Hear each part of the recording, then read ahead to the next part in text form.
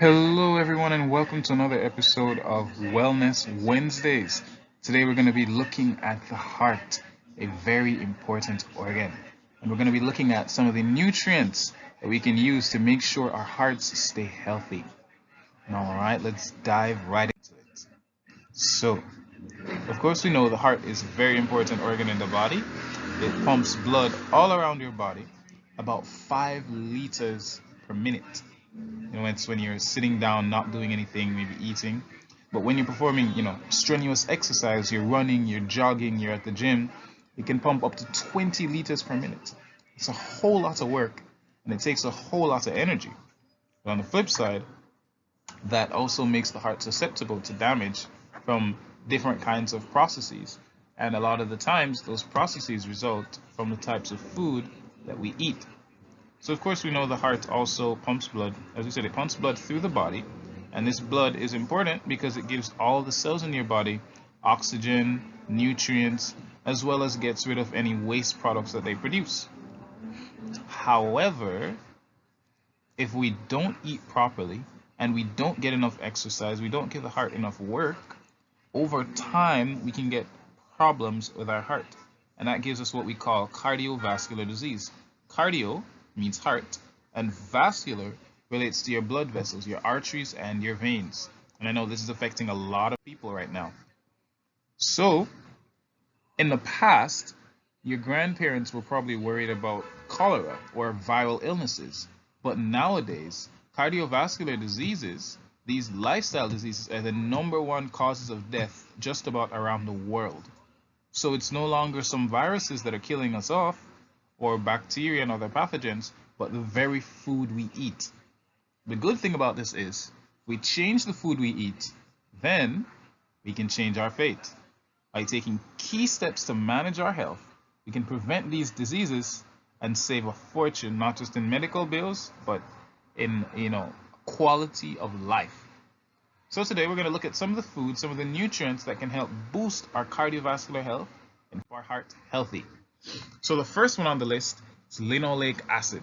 Now, linoleic acid is what we call a polyunsaturated fatty acid. That just means it's a fatty acid and it's not saturated, and it has multiple points where it's not saturated.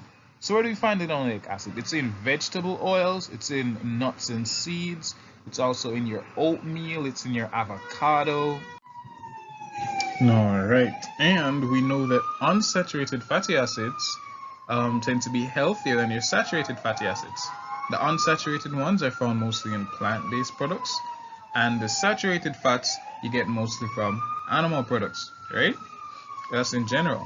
But we've done studies on linoleic acid itself, and it's been shown that persons who have more linoleic acid in their diet have a lower risk of different kinds of heart disease like ischemic heart disease, coronary heart disease, and things like stroke.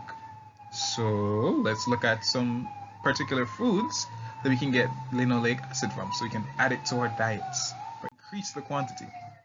So here's a list from My Food Data. You have flaxseed oil, chia seeds, canola oil, various kinds of oil, right? And one of my favorites, avocado, which is what we Jamaicans call pear. You can get it from whole wheat bread, from oatmeal, and so on and so forth, right? So those are some of the sources that you can get some extra linoleic acid from. I know my mother likes to put chia seeds in food. She sprinkles on it like seasoning.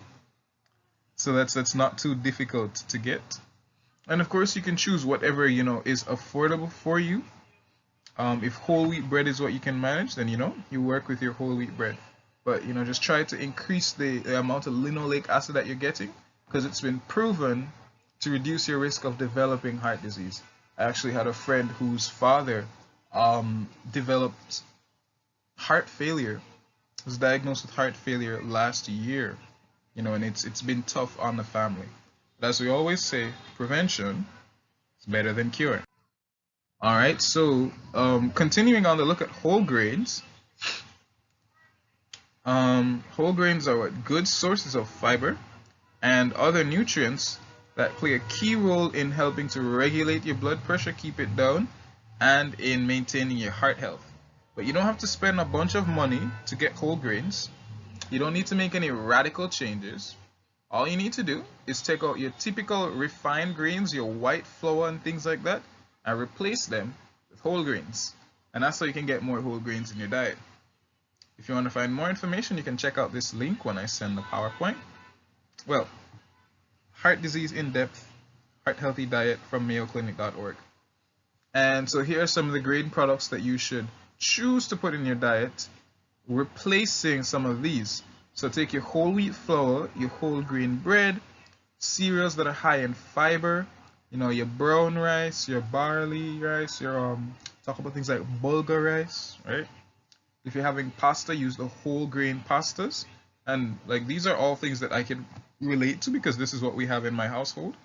So we've taken the steps to get rid of the white flour, replace the typical pasta and have everything whole wheat, whole grain. So you have all your added vitamins, nutrients, minerals, and these things. So what you're replacing them with, the white flour, refined flour, the processed flour, white bread, some of the products that are produced from these things, muffins, waffles, cornbread, donuts, even some biscuits, right? You're trying to not have as many of those and to consume more of these whole grain products. You do that, you're further along your way in improving your heart health. So we're also going to look at this nutrient called lycopene. So lycopene is what we find in tomatoes, and it has powerful antioxidant properties. And we know that antioxidants, as the name suggests, right, they help to oxidize free radicals, right? And free radicals can damage everything in your body from your organs down to even your DNA and cause cancer, right? They can also result in heart disease. So antioxidants help to neutralize these guys. And we've done some more studies, and we've shown that people who have a little bit of this lycopene have a greater risk of heart attack and stroke. But people who have foods rich in lycopene have a reduced risk of heart attack and stroke, and they even have higher levels of HDL, high density lipoprotein, which is your good cholesterol. We're also going to look at this compound called allicin.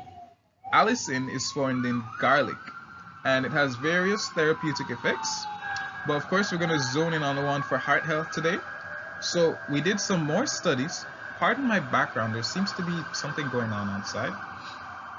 And we took extracts from garlic, so you extract the juice from garlic and give it to persons in a particular dose, and we gave it to them over the course of 5 to 6 months, and it was just as effective in lowering their blood pressure as the regular prescription drugs that they would have gotten from their doctor or pharmacist. Isn't that amazing? Garlic, right? So they've also done more studies in particular with garlic and shown that it can reduce your cholesterol levels, and it hasn't been fully studied yet, but there's a chance that it could reduce your risk of blood clots, which can give you something we call a deep vein thromboembolism, or deep vein thrombosis, I think it is, DVTs, or things like a pulmonary embolism, little things like that. I actually have a relative who died from a pulmonary embolism. So reduce your risk of forming those blood clots, which could also lead to a stroke. So all in all, garlic doing very good. If you want to see some more foods that are good for heart health, because we can't show you everything here, check out healthline.com. There's a section on heart healthy foods. All right. And as we close, I just want to remind you about the challenge that Daniel gave to his supervisors, right? When they were asked to eat of the meat of the king's table, and they said, no, give us pulse, pulse and water. And pulse was like vegetables and whole grains, nuts and things like that. And they ate it for 10 days. That was their clinical trial. And in those 10 days, the Bible says their faces were fairer and fatter than their companions. So they looked more healthy, and they were even more capable of, answering the questions that they had on tests and so on. So we definitely see how, going to this plant-based diet, incorporating more of these things can help you out. Might I extrapolate to say that Daniel and his friends probably had better heart health than the rest of the children who had to be raised at King Nebuchadnezzar's table, eh? Ellen White also tells us, in Ministry of Healing, page 146, every gospel worker should feel that the giving of instruction in the principles of healthful living is a part of his appointed work. Of this work there is great need, and the world is open for it. So we should all get involved in living healthy, of incorporating these healthful principles and sharing it with others. I leave you with this verse from 1 Corinthians 10. It's verse 31, and it says, "Whether therefore ye eat or drink, or whatsoever ye do, do all to the glory of God." Have a wonderful day, guys.